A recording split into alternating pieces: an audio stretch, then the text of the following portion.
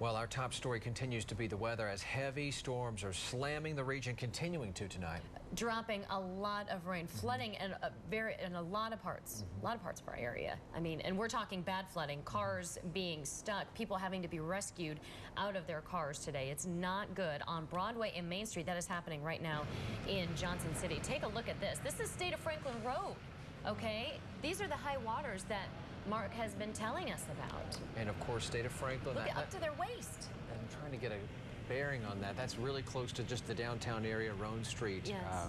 Right under the state, right the Interstate 26 overpass on the south side of the city.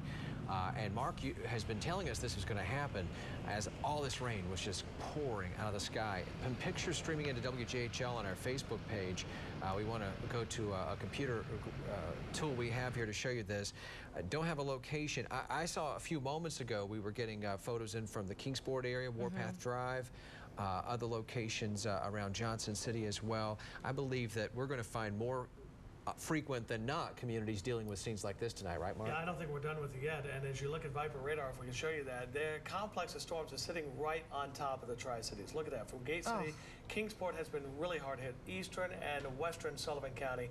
Now it's making its way towards Fall Branch, northern Washington County, southern and eastern Hawkins County. I cannot stress the fact we here at our station have not been in the hardest hit area. No. So we've had 2¼ inches here at the station, whereby areas of Kingsport, Doppler radar now close to 4 inches on the Doppler. Goodness. And that's We're continuing our top story tonight, which is the storms that are dumping heavy amounts of rain on the Tri-Cities. This is Johnson City. No way that this road is passable. Take a look. This is captured by our crews. I believe this is Carter County. I'm sorry, a Carter County neighborhood.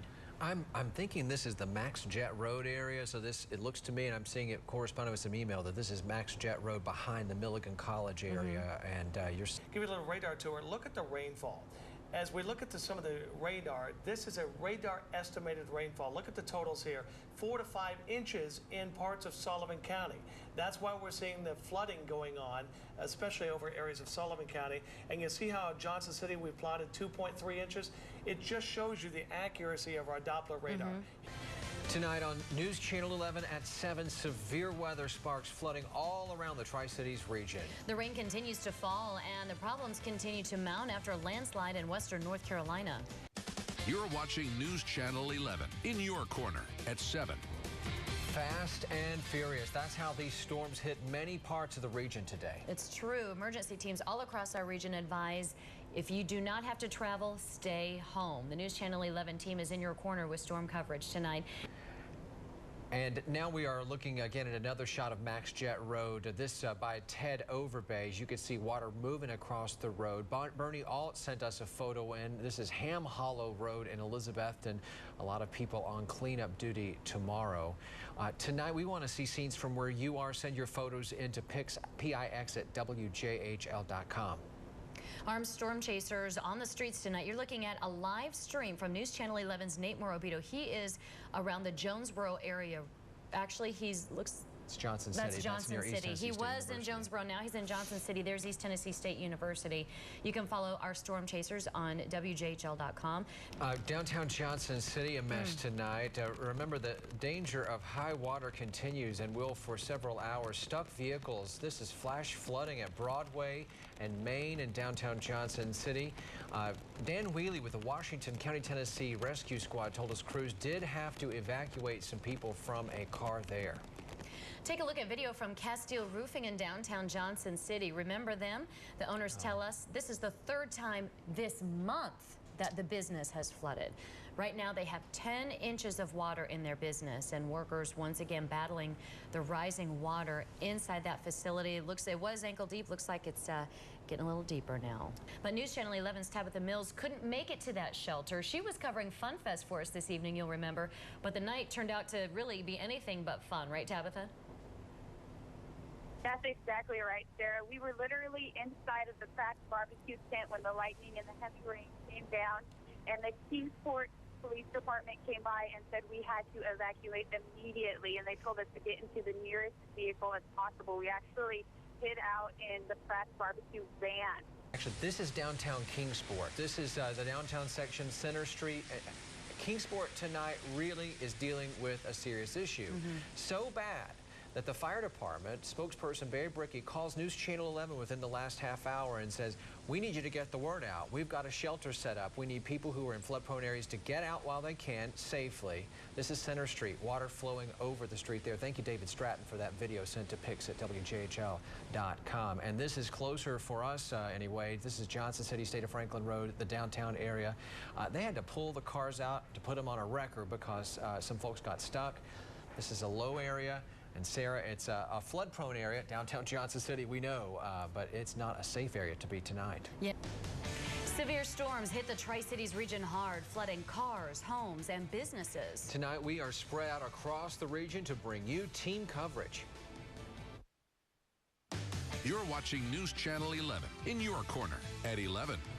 Good evening, I'm Sarah Diamond. And I'm Johnny Smith. We are in your corner tonight with that team coverage of the flash flooding that's causing problems really all across the region tonight.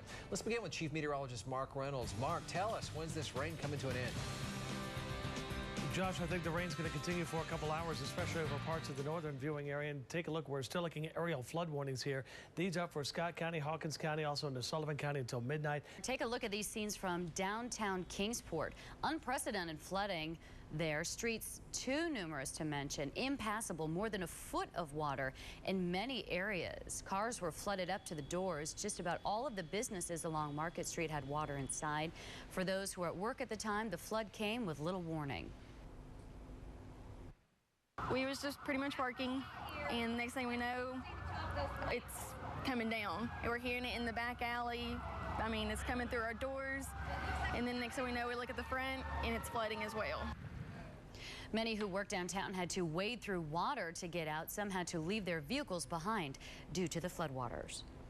A portion of Wilcox Drive also saw major flooding near the intersection of Sullivan Street, not that far from Kingsport's downtown. There are at least 2 cars stranded with the rising waters. A familiar theme at intersections like this all around Kingsport today. Highway 126 is passable tonight, according to the Tennessee Highway Patrol, but downed trees and power lines have created some extra obstacles for drivers on that Sullivan County road. Troopers say just to be careful when you're traveling on Highway 126. A lot of debris from the heavy rain and floodwaters there. Fun Fest was not the place to be tonight. A deluge quickly ended the Taste of Tri-Cities along with a lot of other outdoor events. That was the scene on Fort Henry Drive in Kingsport tonight. Everybody had to run to take cover from the pounding rain and vivid lightning. Logan Cook took this picture as Kingsport police were out and about.